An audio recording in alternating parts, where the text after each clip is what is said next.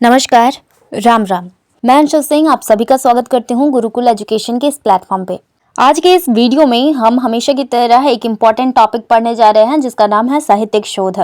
ये एमए के सेमेस्टर 4 में आपके एग्जाम में आने वाले हैं। आपके स्क्रीन पर जो क्वेश्चन पेपर दिखाई दे रहा है वह सेमेस्टर 4 का है और 2024 का है, इसी साल का है। तो बहुत आपके लिए जरूरी है कि आप इसका प्रिपरेशन करके जाएं कि किस प्रकार से क्वेश्चन एमए में सेमेस्टर 4 में आते हैं। मैंने यहाँ पर दोनों पेज का फोटो डाला हुआ है। आप शॉर्ट में किस तरह के क्वेश्चन आते हैं, लॉन्ग में कैसे आते हैं वो भी यहाँ पर बताया गया। तो अब साहित्यिक शोध यहाँ पर लॉन्ग क्वेश्चन में ही दिया गया है, तो इसी का उत्तर आज हम इसके वीडियो में पढ़ने का प्रयास करेंगे। तो इसमें साहित्यिक शोध क्या है उसको तो हम जानेंगे ही और साथ में ही इसकी विशेषताओं को भी जानेंगे। हिंदी में कहावत है कि एक पंथ दो काज, इसी तरह एक वीडियो में 2 प्रश्नों के उत्तर हम आज पढ़ने वाले हैं। मैंने साहित्यिक शोध से रिलेटेड नोट्स बनाए हुए हैं, आप इससे भी एग्जाम की तैयारी कर सकते हैं। तो वीडियो का श्री गणेश करते हैं। साहित्यिक शोध को जानने से पहले उसकी परिभाषा को हम जान लेते हैं ताकि उसे समझने में आसानी हो। परिभाषा इस प्रकार से है, किसी भी साहित्यिक विषय की शोध या अनुसंधान करना तथा ऐसा सर्वांगीण सुव्यवस्थित और वैज्ञानिक अनुशीलन इसके अंतर्गत होता है जिसमें कि शोधार्थी को किसी विशिष्ट उद्देश्य को लक्ष्य करते हुए तथ्यों का निरीक्षण, परीक्षण तथा समुचित व्याख्या करनी होती है। तो यहाँ पर यह स्पष्ट हो जाता है कि किसी भी साहित्य के विषय में अगर हम साहित्य जैसे कि हिंदी हो गया, कोई भी भाषा में जब कोई लेख लिखा जाता है तो वह उस भाषा की साहित्य बन जाती है और साहित्य में शोध जब होता है तो वह साहित्यिक शोध के अंतर्गत आता है। और साहित्यिक शोध में व्यक्ति जो शोधार्थी होता है उसे ही बहुत सारे आप एक उद्देश्य लेकर चलना होता है और साहित्य से संबंधित उसे जो एक विषय मिला हुआ है उसी पर निरीक्षण करना होता है, उसी पर परीक्षण करना होता है।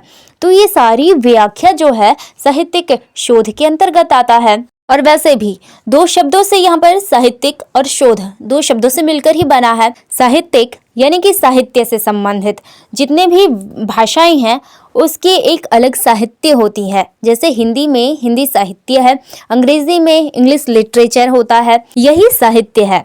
और शोध यानी कि परीक्षण करना, जो भी विषय आपको दिया जा रहा है उसका परीक्षण करना, समुचित व्याख्या करना, कोई भी बात उसमें छूटनी नहीं चाहिए। आपको सारी विषयों को, सारी तथ्यों को पड़ताल करना होता है और उसकी व्याख्या करनी होती है। तो शोध यही है और साहित्य की शोध आप कर रहे हैं तो वह साहित्यिक शोध हो जाता है। तो मैं यहाँ पर आपको समझाने में मुझे लगता है कि सफल हुई हूँ, है ना। आपको समझ में आ गया होगा साहित्यिक शोध क्या है। अब साहित्यिक शोध जो है ये पुस्तकालयों में उपलब्ध पुस्तकों एवं पाठ्य सामग्री की सहायता से किया जाता है। हम लोग जो साहित्यिक शोध करते हैं वो पुस्तकों को अधिक से अधिक पढ़ना होता है हमें, क्योंकि साहित्य जैसे कि प्रेमचंद, हिंदी की बात हम करते हैं तो प्रेमचंद की बहुत सारी रचनाएं लिखी गई हैं। पूस की रात है या फिर कफन है, गबन है, इस तरह की रचनाओं को हम जब तक नहीं पढ़ेंगे तब तक उनके विषय में, उनकी रचनाओं के विषय में हमें कुछ ज्ञान नहीं होगा। तो अधिक से अधिक पुस्तकों को, पाठ्य सामग्रियों को इसमें पढ़ना पड़ता है। वीडियो में आगे बढ़ें उससे पहले मेरा एक रिक्वेस्ट है आपसे कि आप वीडियो को देख रहे हैं तो प्लीज़ जल्दी से चैनल को सब्सक्राइब ज़रूर कर दीजिए। दोस्तों, मैं इस चैनल को बहुत बड़ा बनाना चाहती हूँ, इसलिए इसमें आपकी भागीदारी बहुत ज़रूरी है, बहुत इंपॉर्टेंट है। इसलिए चैनल को ज़रूर से सब्सक्राइब करें और दोस्तों के साथ ज़रूर शेयर करें। अब वीडियो में आगे बढ़ते हैं और मूलतः जो साहित्यिक शोध की विशेषताएं हैं उन्हें अब जान लेते हैं। साहित्यिक शोध को निम्नलिखित बिंदुओं से समझा जा सकता है, यानी कि इसके बहुत सारी विशेषताएं हो सकती हैं। जैसा कि पहला नंबर में है, साहित्यिक शोध भाव, व्याख्या एवं चिंतन पर आधारित होते हैं।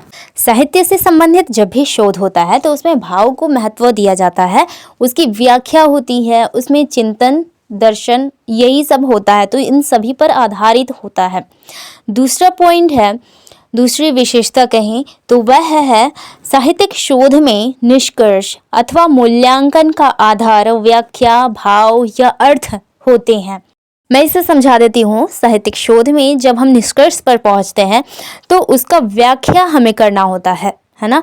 जो भाव को बताना होता है कि हम कौन सा क्या बातें हम जान पाए हैं, उस भाव को लिखना होता है। विज्ञान की तरह नहीं होता है कि एक सिद्धांत को ही बना दिया जाता है, ऐसा बिल्कुल नहीं होता है। इसमें आपको एक क्या अर्थ आपने जाना है इस भाव का, इस साहित्य का, उसको बताना होता है।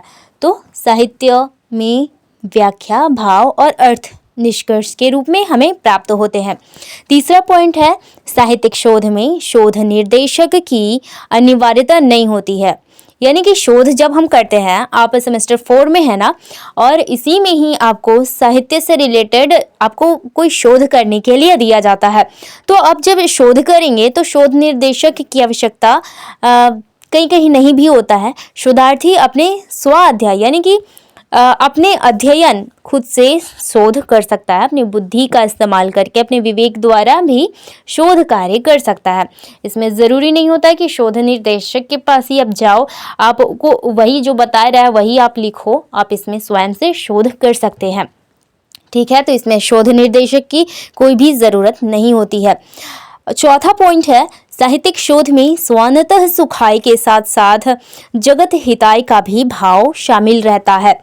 यानी कि यहाँ साहित्यिक शोध जो हम करते हैं वह हमारे मन के भावों को तो जग जाहिर करता ही है, लेकिन साथ में जगत के हित के लिए भी हम शोध करते हैं। इसमें दो उद्देश्य हमारे आ जाते हैं, स्वान्तः यानी कि हम अपने लिए तो शोध कर ही रहे हैं, साथ में जगत के लिए भी कर रहे हैं, जिससे कि हमारा मन का भाव हल्का हो रहा है और लोगों के लिए भी हम व्याख्या करने में सफल हो जाते हैं।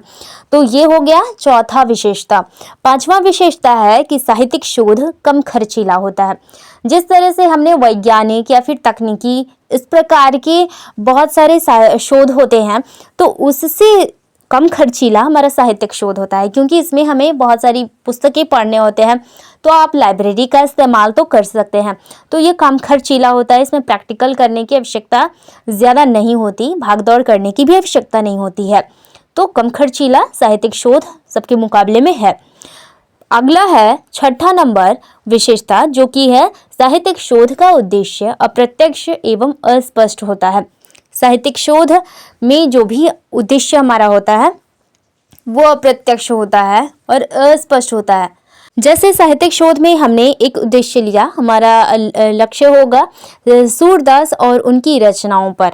तो सूरदास के विषय में, उनके जन्म के विषय में हमने लिखना होगा, तो वहाँ पर जीवन, ये सब बातें हमको लिखनी है, लेकिन अप्रत्यक्ष रूप से हम उसे शॉर्टकट में ही बताने का प्रयास करते हैं।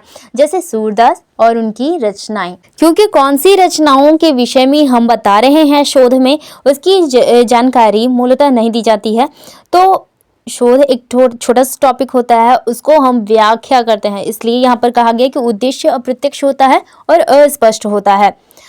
अगला विशेषता है कि साहित्यिक शोध में धर्म, दर्शन, चिंतन तथा लौकिकता की प्रचुरता पाई जाती है। देखिए, साहित्य के अंतर्गत धर्म होता है, दर्शन होता है, चिंतन करने का विषय होता है लौकिकता।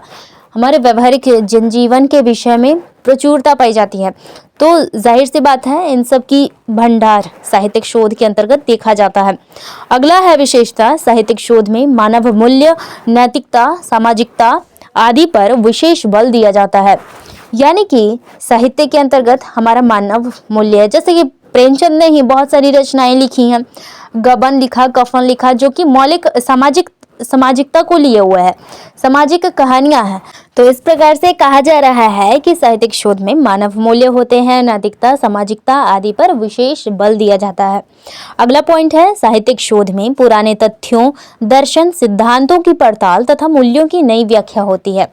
तो जैसे कि पुराने तथ्य हमारे सामने आते हैं, तो उसके विषय में हम जानने की जिज्ञासा रखते हैं, तो शोध करते हैं। साहित्य के अंतर्गत जो भी पुराने सिद्धांत हैं उसकी हम व्याख्या करते हैं और नई प्रकार से व्याख्या करते हैं। यही साहित्य के अंतर्गत होता है, पुराने सिद्धांतों को नई व्याख्या हम करने का इसमें काम करते हैं। अगला जो अंतिम है, साहित्यिक शोध में भाषा, अलंकार, व्यंजन और अर्थ की प्रधानता होती है। साहित्य है तो इसमें शब्द होंगे, भाषा होंगे, अलंकार होंगे, रस होंगे, इस प्रकार की सारी चीजें होंगी। तो यहाँ पर अर्थ की प्रधानता होती है, भाव की प्रधानता होती है। तो यहाँ साफ है, साहित्यिक शोध में भाषा, अलंकार, व्यंजन और अर्थ भाव आदि की प्रधानता पाई जाती है। तो ये हो गया विशेषताएं साहित्यिक शोध की। और अंत में अतः यह कहा जा सकता है कि साहित्यिक शोध साहित्य के किसी तथ्य की खोज व विश्लेषण करता है। मैंने आपको इसमें पहले ही बताया कि साहित्यिक शोध के अंतर्गत साहित्य से संबंधित कोई भी तथ्य की खोज और विश्लेषण व्याख्या होती है। आज के इस वीडियो में तो बस इतना ही। मैंने आज के इस वीडियो में आपको बहुत समझाने का प्रयास किया है कि साहित्यिक शोध क्या है, साहित्यिक शोध की विशेषताएं क्या क्या है। विशेषताओं से ही हमने साहित्यिक शोध को और अच्छे से जानने का प्रयास किया, तो उसकी परिभाषा भी हो गई और विशेषताएं भी हो गए। तो आपको ये सारे रिलेटेड जो क्वेश्चन जो भी आएंगे साहित्यिक शोध से संबंधित, आप उसका उत्तर अच्छे से दीजिएगा और समझ गए होंगे तो आप स्वयं से भी इसका उत्तर बना सकते हैं। वैसे मैंने यहाँ नोट्स दिया हुआ है और एग्जाम के लिए प्रिपरेशन कर सकते हैं। वैसे मैंने क्वेश्चन अवेलेबल आपके लिए करा दिया है, आप उसे आराम से आप देख सकते हैं। प्रिपरेशन क्वेश्चन के हिसाब से आप उत्तर देने का प्रयास कीजिए खुद से।